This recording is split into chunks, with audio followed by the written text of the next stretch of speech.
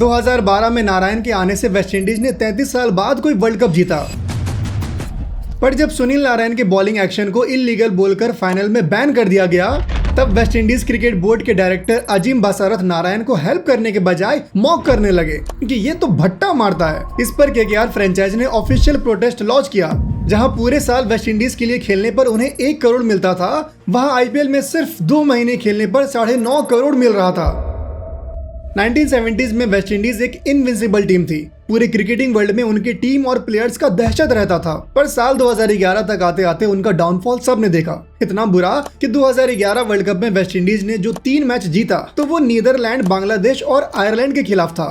पर उसी साल सितंबर के अराउंड त्रिनिदाद एंड टोबैगो की टीम में एक ऐसा स्पिनर आया जो 4.5, 2.5 और 2 की इकोनॉमी से बॉलिंग कर रहा था। उनका सबसे नोटेबल परफॉर्मेंस आईपीएल के पिछले 2 साल के चैंपियन सीएसके के अगेंस्ट आया, जिसमें नारायण ने 8 रन देकर 3 विकेट लिया। और वो 3 विकेट था मुरली विजय, सुरेश रैना और एमएस धोनी। कोई भी नारायण के वेरिएशंस को पकड़ ही नहीं पा रहा था। वेस्टइंडीज को लगा कि अब नारायण ही उनका कमबैक करा सकता है, और ऐसा ही हुआ। 5 दिसंबर 2011 को ओडीआई इंटरनेशनल डेब्यू, और सिर्फ 10 महीने के अंदर वेस्टइंडीज को वर्ल्ड T20 चैंपियन बनाया। 33 साल के सूखे को खत्म किया। पर ऐसा क्या हो गया कि इतना टैलेंटेड T20 प्लेयर जो वेस्टइंडीज के लिए एक नया उम्मीद था, वो 2012 के एंड से वेस्टइंडीज के लिए सिर्फ 38 T20 मैच खेला। तो सुनील नारायण का ओडीआई डेब्यू इंडिया के खिलाफ हुआ था, और पहले ही मैच में उसने विराट भाई और अश्विन जैसे बैट्समैनों को आउट किया।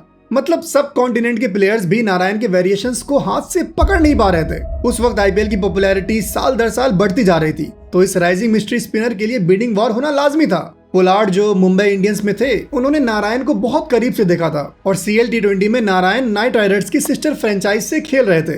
तो एमआई और केकेआर का सुनील नारायण के लिए बड़ी बोली लगाना ऑब्वियस था। एंड गेस व्हाट, केकेआर ने सुनील नारायण को 3.5 करोड़ में अपनी टीम में शामिल कर लिया। जहां वेस्टइंडीज क्रिकेट बोर्ड की तरफ से उन्हें साल का 58 लाख मिल रहा था, वहीं आईपीएल में सिर्फ 2 महीने का उन्हें 3.5 करोड़ मिलने वाला था। तो अब बताओ, ये कहीं ना कहीं ऑब्वियस हो ही जाता है कि नारायण ने टेस्ट क्रिकेट के ऊपर आईपीएल को क्यों चुना। उस वक्त बाकी देश के बोर्ड अपने स्केड्यूल में आईपीएल को कंसीडर करते ही नहीं थे कि किसी भी तरह का क्लैश ना हो। खासकर वेस्टइंडीज बोर्ड, जिनको ये पता होना चाहिए था कि वेस्टइंडीज एक देश नहीं है, ग्रुप ऑफ आइलैंड्स है, तो हर प्लेयर में देशभक्ति की भावना हो, इसके चांसेस कम है। जहां प्लेयर्स को ज्यादा पैसे मिलेगा वो वहीं जाएगा। इसका अंदाजा आप इसी बात से लगा सकते हो कि 2010 में क्रिस गेल जब वेस्टइंडीज टीम के कैप्टन थे, तब उन्होंने सेंट्रल कॉन्ट्रैक्ट को एक्सेप्ट नहीं किया। तो फिर नारायण जी का क्या ही कहना।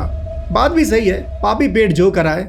आईपीएल 2012 अपने करियर के पहले ही आईपीएल में उन्होंने ऐसा परफॉर्मेंस किया कि केकेआर को चैंपियंस ही बना दिया।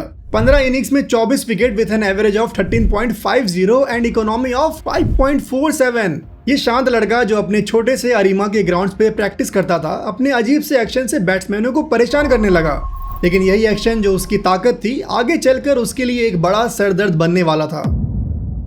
अब केकेआर को तो चैंपियंस बना दिया, फिर बारी थी वेस्टइंडीज टीम की। 2012 T20 वर्ल्ड कप जो श्रीलंका में हो रहा था, मतलब सुनील नारायण फिर से सब कॉन्टिनेंट में बल्लेबाजों को अपने जाल में फंसाने वाले थे, और वही हुआ। उनका एक्शन ही ऐसा था कि कोई भी बल्लेबाज उनके हाथ से वेरिएशंस पकड़ ही नहीं पा रहा था। श्रीलंका के खिलाफ फाइनल्स में उन्होंने 3.4 ओवर्स में सिर्फ 9 रन देकर 3 विकेट लिया, और वेस्ट इंडीज को 33 साल बाद वर्ल्ड चैंपियंस बनाया। He was the big thing in West Indian cricket at that time. West Indies जहां टॉप के टीम से जीत नहीं पा रही थी, वहीं सुनील नारायण के आने के बाद टीम के रिजल्ट्स बेहतर हुए। साल 2011 में ऑस्ट्रेलिया से ओडीआई सीरीज ड्रॉ हुआ, उसके बाद न्यूजीलैंड को 4-1 से हराया। इन मैचों में सुनील नारायण 3 दफा मैन ऑफ द मैच बने। वेस्ट इंडीज क्रिकेट का ग्राफ ऊपर जा रहा था, टीम वापस से ट्रैक पर आ रही थी। देन केम साल 2014। तब तक सुनील नारायण का टेस्ट डेब्यू भी हो चुका था, और उसमें भी उनका परफॉर्मेंस गजब का था। जून 2012 से दिसंबर 2013 तक उन्होंने 6 टेस्ट खेला, जिसके 11 इनिंग्स में उन्होंने 21 विकेट्स लिया, जिसमें 2 फाइफर शामिल थे। एंड गेस व्हाट, न्यूजीलैंड को 2-0 से हरा दिया। ये रेयर सीन था कि वेस्ट इंडीज टॉप के नेशन के साथ कॉम्पीट भी कर रही है और डोमिनेट भी। पर अगर हम आपसे बोले कि सुनील नारायण ने अपने इंटरनेशनल करियर में सिर्फ यही 6 टेस्ट मैचेस खेला, तो यस, तो जैसा मैंने पहले कहा कि वेस्ट इंडीज क्रिकेट बोर्ड अपने इंटरनेशनल कैलेंडर को बनाते वक्त आईपीएल को कंसीडर करते ही नहीं थे, जिसका रिजल्ट ये था कि जून 2014 में होने वाले न्यूजीलैंड के खिलाफ टेस्ट सीरीज और आईपीएल फाइनल में क्लैश हो गया, और अब उस टेस्ट सीरीज में नारायण नहीं खेलने वाले थे। अपने करियर के 21 टेस्ट विकेट्स में नारायण ने 18 विकेट्स न्यूजीलैंड के खिलाफ लिया था, बट उस वक्त सुनील नारायण केकेआर को रिप्रेजेंट कर रहे थे एंड वो वेस्ट इंडीज नहीं आए। He chose IPL over test. 19 साल पहले ऐसा कुछ हुआ था जहां डेसमंड हैंस WICB की डेडलाइन को मीट नहीं कर पाए और दोबारा वो कभी टेस्ट क्रिकेट नहीं खेले। सुनील नारायण के साथ भी वैसा ही हुआ और कहीं ना कहीं सुनील नारायण को भी दिख रहा था कि फ्रेंचाइज क्रिकेट में ज्यादा पैसा है और उनका प्रायोरिटी सबके सामने था। पर आगे सुनील नारायण के क्रिकेटिंग करियर में ऐसा कुछ होने वाला था जो उनका करियर खत्म कर सकता था। 29 सितंबर 2014 को हैदराबाद में CL T20 के ग्रुप मैच में पहली बार सुनील नारायण की बॉलिंग एक्शन पर सवाल उठा कि वो चक कर रहे हैं, मतलब भट्टा मार रहे हैं। 1996 में श्रीलंका के लेजेंडरी स्पिनर मुथैया मुरलीधरन के साथ भी ऐसा ही हुआ था जब मेलबोर्न टेस्ट में ऑस्ट्रेलियन अंपायर ने बार बार उनकी बॉलिंग एक्शन को इलीगल कहा। ये एक लंबी और इंटरेस्टिंग स्टोरी है, बट शॉर्ट में समझो तो उस वक्त कप्तान अर्जुन रानातुंगा और श्रीलंकन क्रिकेट बोर्ड ने मुरलीधरन की बहुत मदद की, तब जाकर उन्हें क्लियरेंस मिला। 2004 में फिर एक 15 डिग्री का रूल आया कि शोल्डर लेवल पर जितना आर्म बैंड है, रिलीज के वक्त उसके बैंड में 15 डिग्री से ज्यादा का चेंज नहीं होना चाहिए। अगर बॉलर का हाथ 15 डिग्री से ज्यादा मुड़ता है तो एक्शन इलीगल हो जाता है। पहले बार में वार्निंग मिलता है और अगर दूसरी बार ऐसा हुआ तो बॉलिंग से सस्पेंड। अब तुम जाओ एक्शन को ठीक करो, फिर बायोमैकेनिकल टेस्ट करवा के ICC से क्लियरेंस लो। हैदराबाद में उस दिन अंपायर अनिल चौधरी और कुमार धर्मसेना ने नारायण की 3 बॉल को रिपोर्ट किया, पर अगले मैच में मतलब सेमीफाइनल में रॉड टकर, S रवि और विनीत कुलकर्णी ने चारों ओवर को रिपोर्ट कर दिया, जिसका मतलब था कि नारायण की बॉलिंग एक्शन को इलीगल बोलकर फाइनल में बैन कर दिया गया। कुछ दिन बाद होने वाले इंडिया के खिलाफ ODI सीरीज से उन्हें विथड्रॉ करना पड़ा। उस वक्त वेस्ट इंडियन क्रिकेट में एक और बड़ी अजीब चीज हो रही थी, तो जिस टूर से नारायण को विथड्रॉ करना पड़ा उसमें एक बड़ा ड्रामा हुआ। धर्मशाला में 4 ODIs के बाद प्लेयर्स ने टूर छोड़ दिया क्योंकि WICB उन्हें टाइम पे पैसा नहीं दे पा रहा था। नए कॉन्ट्रैक्ट्स के हिसाब से प्लेयर्स को 75% कम पैसा मिलेगा। अरे भाई, हर कोई इंक्रीमेंट की बात करता है और इतने तगड़े पे कट पर कौन काम करेगा, मतलब कौन खेलेगा। तो जब बोर्ड के पास प्लेयर्स को देने के लिए ही पैसे नहीं थे तो वो सुनील नारायण के साथ इस मुश्किल घड़ी में कैसे खड़े रहती, और ये बात नारायण को भी अंदर अंदर पता था।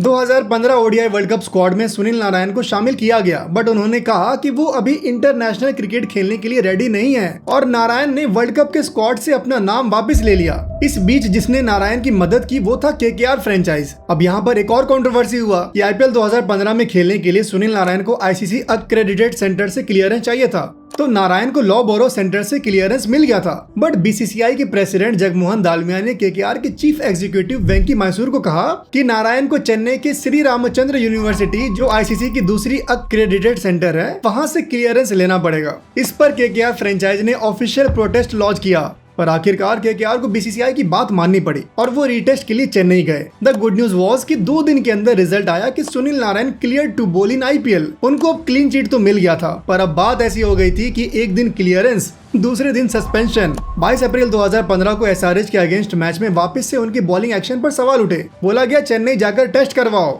KKR ने नारायण को अपने बॉलिंग कंसल्टेंट वसीम अकरम के साथ चेन्नई रिटेस्ट के लिए भेजा। क्लियरेंस मिला, बट उनके ऑफ ब्रेक पर बैन लगा दिया गया। इतना समझ आ रहा था कि फ्रेंचाइज क्रिकेट में थोड़ी सी लीनियंसी दिखाया जाता है, मतलब कॉम्प्रोमाइज कर लिया जाता है थोड़ा बहुत, बट इंटरनेशनल क्रिकेट में ऐसा नहीं होता है। सितंबर 2015 में सुनील नारायण वापस से वेस्ट इंडीज के ODI स्क्वाड में शामिल हुए, पर जब श्रीलंका के खिलाफ उन्होंने मैच खेला तो 3rd ODI में वापस से उनकी बॉलिंग एक्शन को रिपोर्ट किया गया। नवंबर में जो टेस्ट हुआ उसमें उनके एक्शन को इलीगल बताया गया और अब वो कहीं भी बॉलिंग नहीं कर सकते थे।